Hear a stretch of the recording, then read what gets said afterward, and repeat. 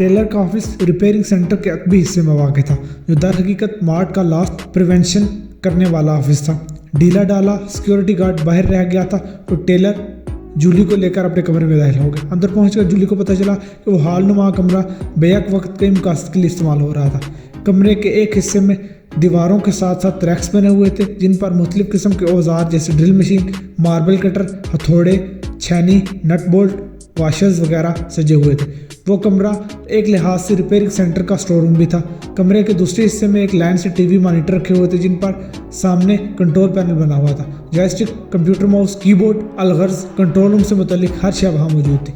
Taylor का assistant control panel के सामने कुर्सी पर बैठा हुआ था।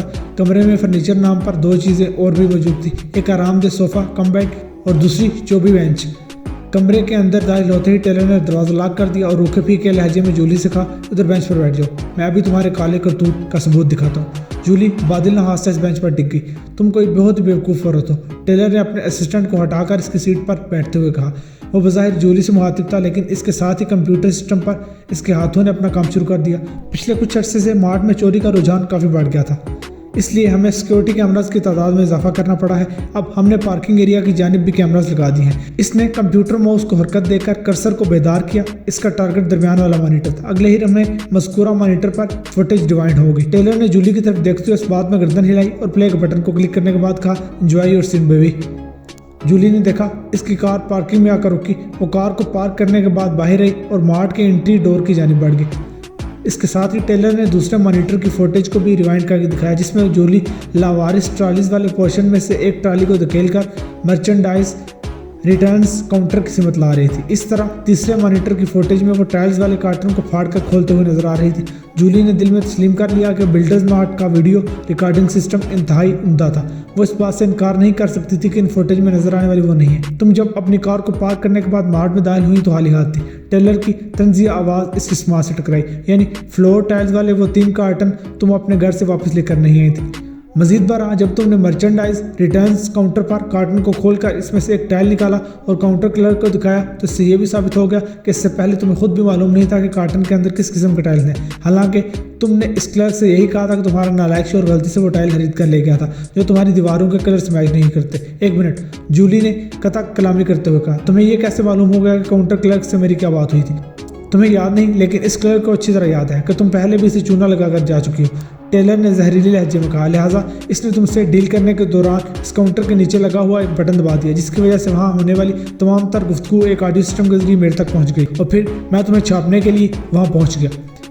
मिस्टर टेलर वो किसी भी कीमत पर हार मानने को तैयार नहीं थी। इसने टेलर की आंखों में आंखें डालकर कहा, तुम कुछ भी कह लो, मगर मेरे पास इन टाइल्स की खरीदारी की रसीद मौजूद है। तुम इतनी आसानी से मुझे चोर साबित नहीं कर सकोगे। तुम्हारी आसानी और मुश्किल की तो ऐसी की तैसी। टेलर ने दांत पिस कर कहा, अभी दिखाता हूँ मैं तुम्हें तुम्हारी औकात। बात के अख्ताम पर इसने एक और मॉनिटर की फुटेज को रिवाइंड करके प्ले कर दिया। मज़कूरा फुटेज चंद घंटे पहले का था। इस फुटेज में जूली मुख्तलिफ मर्दाना ड्रेस में मलबूस इसी टाइल्स कार्टन वाले ट्राली को दूसरी दर्जन भर ट्रालीज के साथ पार करती नजर आ रही थी। तो अब बताओ तुम्हारी इस रसीद की क्या अहमियत है? टेलर ने चुभते हुए लहजे में कहा, अगर इस वक्त पुलिस तुम्हारे घर पर छापा मारे तो मुझे यकीन है कि वहाँ ऐसे ही टाइल्स के 3 कार्टन बरामद हो जाएंगे जिनकी रसीद तुम अपने साथ लिए फिर रही। वो रंगे हाथों पकड़ी जा चुकी थी, मगर शिकस्त तस्लीम करने से मंजूर नहीं था। वो टेलर की आंखों में हिर्स और हवस का समंदर मौजूदन देख चुकी थी। चुनाचे इसने अपना आजमूदा कार नुस्खा इस्तेमाल करने की ठान ली।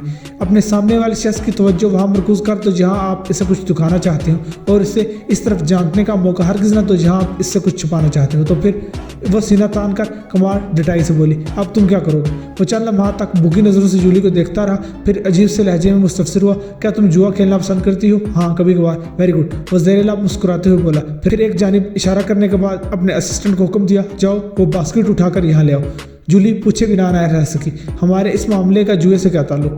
ये ज़िंदगी एक कुमारखाना है जहाँ इंसान का सब कुछ हमा वक्त दाव पर लगा रहता है। वो फलसफियाना अंदाज में बोला, तुम हसीन हो, जवान हो, तुम्हारे सामने बहुत सारे मंसूबे हैं, लातादाद ख्वाहिशात हैं। मैं नहीं चाहता कि पुलिस कहते चढ़कर जेल की हवा खाओ, इसलिए मैं तुम्हें बचाव का एक मौका देना चाहता हूँ। अगर तुम मेरे साथ जुआ खेलने को तैयार हो जाओ तो। वो उलझनज़दा अंदाज में पलकें झपकाते हुए बोली, कुछ समझ में नहीं आया, अभी समझाता हूँ। टेलर ने मानहियत अंदाज में कहा और इसके हशरे सा माँ सरापा को नदीदों की मानिंद खोजने लगा। जूली बखूबी जानती थी कि टेलर की कमजोरी को अपना हथियार कैसे बनाना है, इसलिए वो इसकी हवसप्रस्त नजरों से जरा सा भी हफीफ नहीं हुई थी। टेलर की निगाहें बद जूली के पांव से सफर करते हुए सीने तक पहुंचकर रुक गई थी। इस वक्त जूली ने रोलिंग स्टोन ब्रांड की शर्ट पहन रखी थी। वो हरीसाना अंदाज में इसके सीने को घूरे जा रहा था। जूली ने इसकी नफ्सियात से खेलते हुए मोतदिल लहजे में पूछा, क्या तुम रोलिंग स्टोन्स को पसंद करते हो? कबल इसके कि टेलर जूली के सवाल के जवाब में कुछ कहता, इसका असिस्टेंट मतलूबा बास्केट लेकर आ गया था। इस बास्केट में मुख्तलिफ रंग नस्ल के नट बोल्ट और वाशर्स भरे हुए थे। टेलर ने असिस्टेंट से बास्केट को फर्श पर उलटने के लिए कहा। असिस्टेंट ने फौरन इसकी हुक्म की तामील कर दी।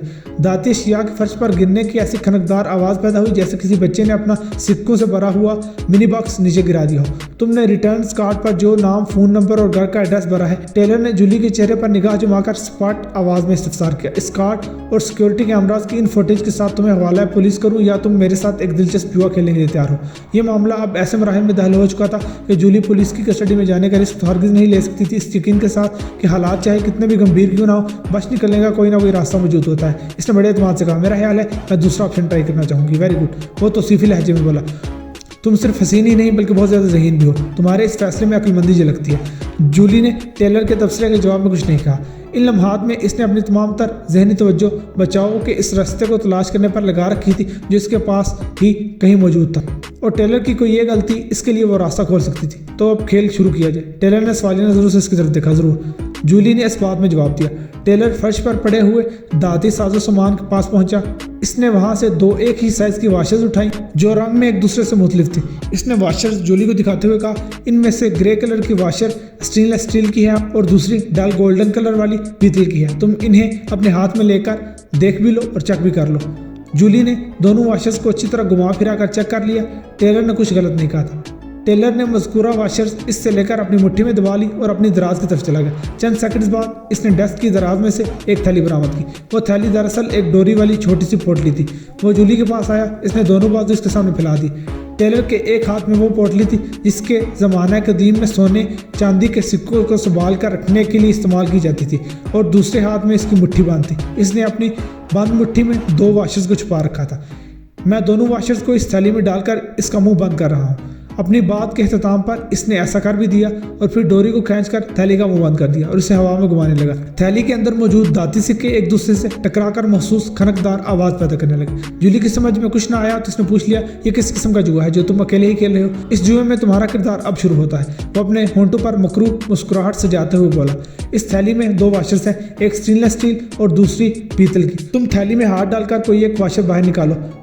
अगर तुमने स्टेनलेस स्टील की वाशर निकाली तो मैं तुम्हें यहाँ से जाने की इजाज़त दे दूँ और भूल जाऊँगा कि तुमने बिल्डर्स मार्ट को नुकसान पहुँचाने की कोशिश की। लेकिन अगर तुमने थैली के अंदर से पीतल की वाशर निकाली तो फिर भी मैं तुम्हें यहाँ से जाने दे दूंगा। लेकिन इस सूरत में इसने सोफा कम बेड की जानिब इशारा करते हुए कहा और होंठों पर जुबान फेरते हुए हालिसतन लोफराना अंदाज में इजाफा कर दिया, इस सूरत में तुम्हें मेरे साथ वहाँ सोफे पर कुछ वक्त गुजारना होगा और वो भी मेरी मर्जी के मुताबिक, कोई मज़ाहमत किए बगैर। टेलर के गलीज इरादे ने जूली के तन बदन में एक आग सी भर दी, लेकिन वो मौका जज्बात निकालने का नहीं बल्कि अकल से काम लेने का था। और जूली की अकल ने इसे समझा दिया था कि वो शैतान जितने एतमाद से थैली को घुमा रहा है, इसका एक ही मतलब है कि थैली के अंदर दोनों वाशर्स पीतल के हैं। और ये फनकारी इस कमीने टेलर ने इस वक्त की होगी जब वो दराज में से डोरी वाली थैली निकाल रहा था। दुश्मन की चाल का इल्म हो जाए तो इसे निमटना सहल हो जाता है। टेलर ने अपनी मक्कारी से जूली को सेफ एग्जिट का रास्ता दिखा दिया था। अब इस रास्ते तक रसाई जूली ने अपनी अयारी से हासिल करना थी। मुझे मंजूर है, इसने बुलंद आवाज में कहा। तो तुम पक्की जवारन हो? वो सताइशी नजरों से जूली की तरफ देखने लगा। इतना दिलगुर्दा तो किसी जवारी का ही हो सकता है। तो फिर निकालो वाशर। जूली तय कर चुकी थी कि इसे क्या करना है। इसने बड़े इत्मीनान से थैली में हाथ डाला और फिर एक वाशर को बाहर निकालकर अपनी मुट्ठी में दबा लिया। इस लम्हाती मोहलत में इसकी औकाबी निगाह ने देख लिया कि इसके हाथ में पीतल की वाशर आई थी। गोया टेलर के बारे में इसके दिमाग ने बिल्कुल दुरुस्त अंदाजा लगाया था। अब इसकी बारी थी। मुझे दिखाओ तुम्हारे हाथ में कौन सी वाशर है? टेलर ने हाथ से बेकरार लहजे में इस्तफसार किया। जवाब में जूली ने अपनी मुट्ठी वाली वाशर को फर्श पर पड़े हुए दाती सामान के अंदर फेंक दिया। पीतल की वाशर वहाँ मौजूद दूसरी वाशर्स के साथ रल मिल गई। ये तुमने क्या कर दिया? टेलर ने जुनूनी अंदाज में कहा। तुमने मुझे दिखाए बगैर वो वाशर वहाँ क्यों फेंक दी? क्या फ़र्क पड़ता है मिस्टर टेलर? वो इसके चेहरे पर निगाह गाड़ कर ठहरे हुए लहजे में बोली, एक वाशर अभी भी इस थैली के अंदर मौजूद है, तुम इसे निकाल कर देख लो। अगर वो स्टेनलेस स्टील की वाशर है तो इसका मतलब ये हुआ कि मैंने पीतल की वाशर थैली से निकाली है। इस सूरत में मैं तुम्हारी ख्वाहिश पूरी करने के लिए तैयार हूँ। और अगर थैली के अंदर बच जाने वाली वाशर पीतल की है तो ये साफ जाहिर है कि मैंने जो वाशर फर्श पर फेंकी है वो यकीन स्टेनलेस स्टील की थी, और अब तुम अपने वादे के मुताबिक मुझे यहाँ से जाने दोगे। बात खत्म करते ही वो तकलीफ दे चोबी बेंच से उठ खड़ी हुई और जेब से सेलफोन निकालकर इसे ऑपरेट करने लगी। जूली ने अभी टेलर के साथ जो हाथ किया था इसने टेलर का दिमाग घुमा कर रख दिया था। जब उसकी समझ में कुछ ना आया तो वो हवन्नकू की मानिंद पूछ बैठा, ये तुम किसको फ़ोन लगा रही हो? किसी को नहीं। वो सादगी से बोली, मैंने तो अपने फ़ोन का रिकॉर्ड ऑफ किया है। क्या क्या क्या मतलब? टेलर के हलक में आवाज़ अटक गई। क्या तुम्हारा सेल फोन ऑडियो रिकॉर्डिंग पर था? ऑडियो वीडियो दोनों किस्म की रिकॉर्डिंग पर। वो ठहरे हुए लहजे में बोली, और ये सारा मवाद अदालत में मेरे काम आएगा। यहाँ जो कुछ हुआ है वो तुम्हें तवील अरसे तक जेल में सड़ाने के लिए काफ़ी है। मैं तुम पर ब्लैकमेलिंग और अपनी जिन्स ख्वाहिश की तकमील के लिए हरासा का केस ठोकने वाली हूँ। ओह नो, वो सटपटा कर रह गया, इससे तो मैं बर्बाद हो जाऊंगा। तो क्या अभी तक तुम मुझे आबाद करने के लिए वाशर्स वाली थैली को हवा में गोल गोल घुमा रहे थे? जूली ने जहर हम लहजे में पूछा। तुम्हारी वो इब्लीसी खुशी कहाँ काफूर हो गई? मुझे माफ़ कर दो प्लीज़। वो मिन्नत रेज लहजे में बोला। माफ़ करने का वक्त गुजर गया टेलर। क्या हमारे दरमियान कोई डील हो सकती है? डील का दरवाज़ा तो हर वक्त खुला रहता है। वो मक्कारी भरे लहजे में बोली। तो बताओ। वो इसराइली लहजे में मुस्तफसर हुआ। तुम्हें क्या चाहिए? $1000 और जूली ने दानिस्ता जुमला अधूरा छोड़ा तो टेलर की परेशानी अरूज को पहुंच गई। और क्या? डिलीट का तबादला। वो एक लफ्ज़ पर जोर देते हुए बोली। इसका क्या मतलब हुआ? पिसाता इसके मुंह से निकला।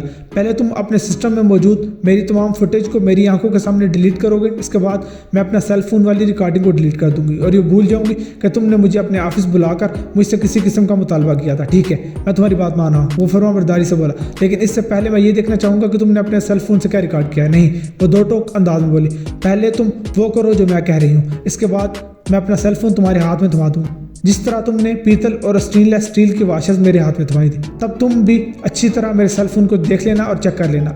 अगर तुम्हें ये सब मंजूर नहीं तो मैं ये डील कैंसिल कर रही हूँ। ओके। वो किसी हारे हुए जुआरी की मानिंद शिकस्त हुआ लहजे में बोला। मैं तुम्हारी फुटेज डिलीट करने जा रहा हूँ, लेकिन इससे पहले $1000।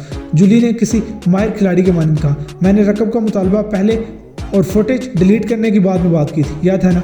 अगर टेलर का बस चलता तो वो किसी रैक से कोई हथौड़ी उठाकर जूली का नारियल चटका देता, मगर इसका बाजू तो गन्ने की मशीन में आया हुआ था। बादल हादसा इसने अपने पतलून की जेब में से एक बटवा निकाला और फिर इसमें मौजूद करेंसी नोटों को गिनने के बाद बोला, ये तो सिर्फ $700 है, बाकी के $300 तुम्हारा ये असिस्टेंट मिलाएगा।